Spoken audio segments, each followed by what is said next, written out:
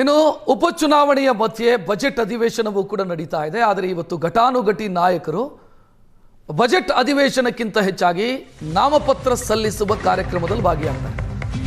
ಅಧಿವೇಶನವನ್ನು ಬಿಟ್ಟು ಚುನಾವಣಾ ಅಖಾಡಕ್ಕೆ ಧುಮುಕೋದಕ್ಕಿದ್ದಾರೆ ನಾಯಕರು.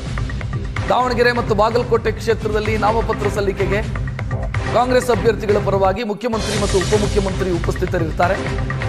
ಜೊತೆಗೆ ಪ್ರಮುಖ ನಾಯಕರು, ಸಚಿವರುಗಳು ಇವರು ಕೂಡ, ಬಿಜೆಪಿ ರಾಜ್ಯಾಧ್ಯಕ್ಷ ವಿಜಯೇಂದ್ರ ಅವರು ಕೂಡ ಇವತ್ತು ನಾಮಪತ್ರ ಸಲ್ಲಿಕೆಯ ಸಂದರ್ಭದಲ್ಲಿ ಉಪಸ್ಥಿತರಿರ್ತಾರೆ.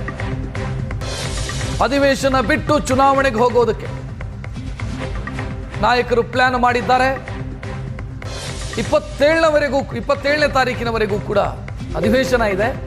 ಆದರೆ ಬಿಜೆಪಿ ಮತ್ತು ಕಾಂಗ್ರೆಸ್ ಅಧಿವೇಶನಕ್ಕಿಂತ ಹೆಚ್ಚಾಗಿ ಬೈ ಎಲೆಕ್ಷನ್ನ ಕಡೆಗೆ ಇವತ್ತಿನ ದಿನ ಕಾನ್ಸಂಟ್ರೇಟ್ ಮಾಡ್ತಾ ಇದೆ. ಸ್ಪೀಕರ್ ಮುಂದೆ ಅಧಿವೇಶನ ಕಡಿತದ ಪ್ರಸ್ತಾಪವನ್ನ ಕೂಡ ಕೆಲ ಶಾಸಕರು ಮುಂದಿಟ್ಟಿದ್ದಾರೆ. ಶೀಘ್ರದಲ್ಲೇ ಅಧಿವೇಶನ ಮುಗಿಸಿ ಅಂತ. ಬೈ ಎಲೆಕ್ಷನ್ ಇರೋದ್ರಿಂದ ಸಚಿವರು, ಶಾಸಕರು ಇವರೆಲ್ಲರೂ ಕೂಡ ಪಕ್ಷದ ಕಾರ್ಯದಲ್ಲಿ ಭಾಗವಹಿಸಬೇಕಾದಂಥ ಅನಿವಾರ್ಯತೆ ಇದೆ. ಆ ಕಾರಣಕ್ಕಾಗಿ ಬಜೆಟ್ ಅಧಿವೇಶನ ಅಥವಾ ಬಜೆಟ್ಗೆ ಮುಖ್ಯಮಂತ್ರಿಗಳ ಉತ್ತರ ಏನಿದೆ ಅದನ್ನು ಮುಗಿಸಿ ಆದಷ್ಟು ಬೇಗ ಅಡ್ಜರ್ನ್ ಮಾಡಿ ಅನಿರ್ದಿಷ್ಟ ಅವಧಿಗೆ ಮುಂದೂಡಿ ಅನ್ನುವಂಥ ಬೇಡಿಕೆಯನ್ನ ಕೂಡ ಸ್ಪೀಕರ್ ಮುಂದಿಟ್ಟಿದ್ದಾರೆ.